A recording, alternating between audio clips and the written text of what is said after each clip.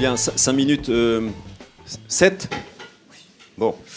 Donc je vais pas faire usage du protocole. Donc mesdames, messieurs, vos grades et qualités, je suis très heureux. Je suis désolé d'arriver un peu en retard, mais ça tombait bien. J'étais à la région, chère Nadia, pour parler des grands investissements et des grands sujets d'infrastructure. Donc ce qui est preuve là qu'on est déjà dans le long terme. Je ne vais pas faire l'écho par rapport à tout le monde. J'ai pris des notes et puis j'ai envie de répondre sur quelques sujets. Pour moi, le long terme, il est apparu en 1816 à la création de la Caisse des dépôts et consignations. Et vous allez voir pourquoi. C'est la première loi de finances qui crée la Caisse des dépôts et consignations. 1816, deux éléments importants. Donc première loi de finances, mais aussi création de la Caisse des dépôts pour protéger l'épargne des Français. C'est ni plus ni moins la future gestion du livret A.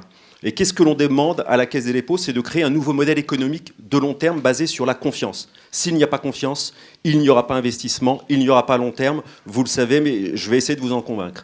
Qu'est-ce qui s'est passé? C'est qu'avant, lorsque les Français avaient une épargne, ils la déposaient et c'était le dépositaire qu'on rémunérait. Et là, on demande à la Caisse des dépôts d'inventer strictement l'inverse. On lui dit, vous avez la ressource, vous devez rémunérer l'épargnant pour lui donner confiance de vous apporter cette ressource. Donc, est né le livret A que la Caisse des dépôts rémunère. Ça, c'est le premier acte fondateur, c'est-à-dire que c'est la Caisse qui crée la confiance par cette rémunération. Tout à l'heure, notre historien, M. Lebris, a expliqué les grands investissements, les grandes infrastructures. Vous auriez pu dire, il y avait l'État, mais il y a la Caisse des dépôts, indépendante de l'État, mais dont le rôle est effectivement de financer ces investissements. Mais je vous donnerai les éléments, mais vous les avez très certainement, j'en suis convaincu. Donc ça, c'était le rôle de confiance de la Caisse des dépôts.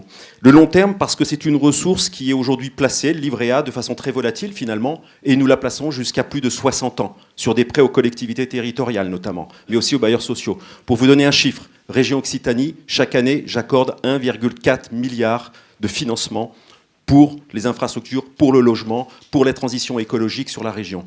À côté de ça, vous voyez bien que la durée de détention du livret A n'est pas du tout la même. On est sur des périodes très courtes. Donc je fais quelque part un métier de ballerine où on fait le grand écart entre une ressource qui est un peu courte et puis des financements qui sont, eux, par contre, extrêmement longs. J'ai envie de dire aussi que le livret A, finalement, c'est le premier crowdfunding qui existait en France, puisque l'épargne des Occitans est investie en Occitanie.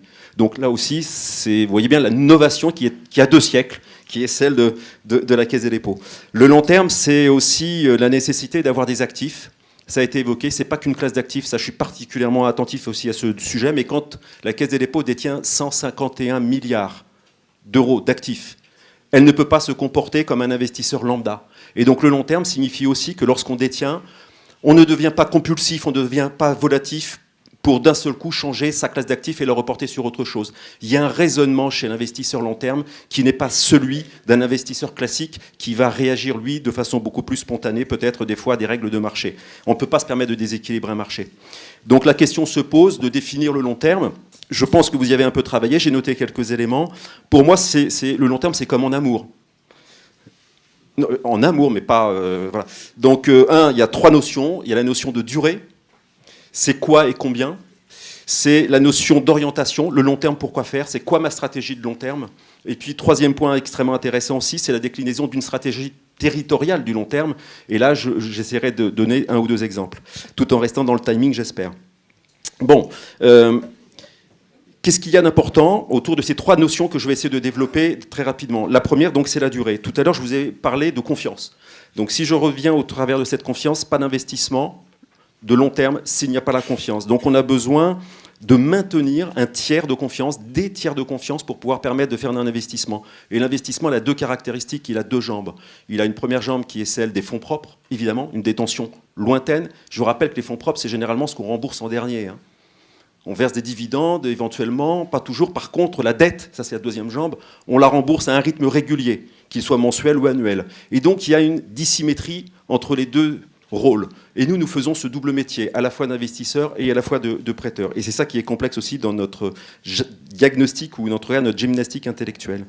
Et donc cette confiance, eh bien, il est nécessaire de l'installer, surtout dans des moments où il faut être contracyclique. Si vous êtes long-termiste, vous allez à un moment être contracyclique. Vous allez devoir prendre des décisions qui sont peut-être même inverses aux décisions d'anticipation des marchés.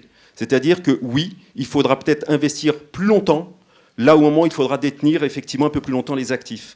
Et en ce moment, on voit apparaître des thèses, notamment une qui est celle de la stagnation séculaire. Et donc là, c'est une thèse très intéressante. C'est-à-dire qu'on se dit, c'est quoi l'espace-temps entre deux nouvelles innovations qui vont nous permettre de retrouver une croissance? Et donc moi, j'en déduis tout à fait intuitivement que la bonne durée du long terme, je ne vais pas vous la définir, c'est pas 5 ans, c'est pas 7 ans, c'est pas 10 ans. Je vous expliquerai aussi très rapidement que nos modèles économiques, quand on les simule lorsqu'on investit aux côtés d'une collectivité territoriale, la liquidité, on ne la commence même pas avant 15 ans. Quand on a modélisé la première délégation de service public du tramway de Reims, et j'avais cette responsabilité à l'époque, c'était 37 ans. 37 ans de détention des participations. Donc vous intégrez dans le long terme une solidarité entre les acteurs économiques, et c'est celle-ci qui est recherchée comme confiance, là aussi, du dispositif. Et donc, lorsque vous avez cette théorie de la stagnation séculaire, ben, ça veut dire que là, il faut trouver la transition entre deux vagues de croissance. Peu importe le TRI, finalement. C'est l'enjeu de ne plus être dans une phase de stagnation. Donc cet investissement, il faut que l'on puisse le soutenir au travers d'investissements sur les territoires, tels qu'aujourd'hui la croissance verte ou la croissance bleue. Nous sommes leaders en Occitanie. Oui, il y a eu des très bons chiffres qui ont été annoncés tout à l'heure par Nadia Pelfig, mais lorsqu'on lance Littoral 21, l'objectif, c'est de créer de la valeur, de créer de la croissance sur le territoire. Ça ne veut pas dire forcément que ça va se traduire immédiatement dans le PIB, mais c'est aussi le soutien à la commande publique. Ça aussi, c'est de la croissance. C'est un soutien à l'emploi. Et là aussi, c'est de la confiance envers de la population.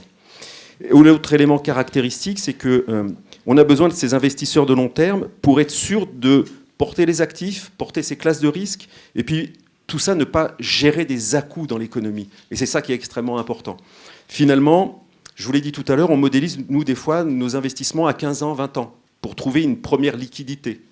Mais des fois, on ne peut même pas la définir. Lorsque la Caisse des dépôts, Banque des territoires, rentre dans une société d'économie mixte, eh bien, des fois, notre liquidité, nous ne la trouverons qu'à la liquidation de la SEM, peut-être à 40 ans, à 50 ans.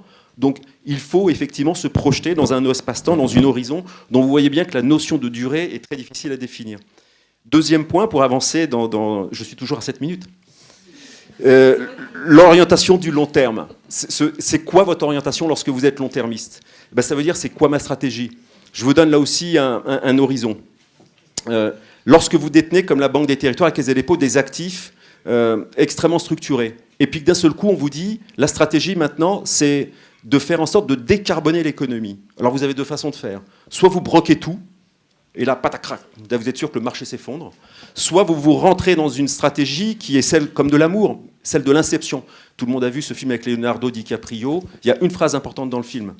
C'est « Qu'est-ce qui est plus dangereux qu'un virus ?» Une idée. C'est-à-dire que quand vous l'avez implanté dans un cerveau, il est difficile d'en faire sortir. C'est tout le but du film. Regardez-le si vous ne l'avez pas vu. Moi, c'est ce que je fais chaque fois qu'il ne fait pas beau. Et généralement, je peux vous dire qu'on vient avec des idées. Donc, la théorie est la suivante, c'est que lorsque vous êtes avec une stratégie, mieux vaut être, et quand vous êtes long-termiste, mieux vaut être un vrai actionnaire. Vous travaillez avec la gouvernance de vos structures. Vous travaillez avec vos partenaires pour faire changer la stratégie de l'entreprise. Ça ne sert à rien de tout broquer. Ce qu'il faut, par contre, c'est avoir une réactivité, c'est avoir des convictions et c'est avoir de la vigilance parce que quand vous êtes en conseil d'administration, vous devez défendre l'entreprise dans laquelle vous avez investi, mais vous devez défendre votre rôle d'actionnaire. Et c'est ça aussi qui donne un horizon long-termiste à des investissements. Et ce serait une belle conclusion. Non! Alors, je vous donne juste... Non, je vous avais dit 3 points. Le troisième, allez, pour en finir très rapidement quand même, c'est quoi la déclinaison territoriale d'un investissement? Parce que je suis un territorial. Donc, la déclinaison territoriale, c'est un paradoxe. Le paradoxe d'une chose, c'est que lorsque vous investissez dans l'investissement long terme, ou lorsque vous financez un projet long terme, vous le prenez dans un horizon court terme. C'est-à-dire que vous devez prendre le risque de dire, dans 5 ans, dans 10 ans, dans 15 ans, dans 20 ans, ça va évoluer de cette façon-là. Et ça, c'est le paradoxe aujourd'hui de l'investisseur long terme. Donc, quand on est face à des projets, je vous ai parlé 1,4 milliard de financement, en moyenne, la direction régionale de la Caisse des dépôts va investir cette année plus de 50 millions en fonds propres Caisse des dépôts. Effet levier 13. 13. Corinne, tu connais ça par cœur, ça veut dire quoi? C'est-à-dire que moi, ce que je veux, c'est déclencher le premier euro d'intérêt public doit venir de la Banque des territoires pour dire on a confiance dans le projet. Et ça veut dire qu'il y a derrière, vous avez d'autres partenaires qui viennent en dette, qui viennent en fonds propres pour porter des sujets. Alors, comme je n'ai pas le temps de vous expliquer après l'exploitation de ces investissements sur le très long terme, je conclurai très certainement en vous disant une chose, c'est que l'investissement long terme, et ça, retenez-le, c'est l'agilité d'intervention. Voilà, je vous remercie.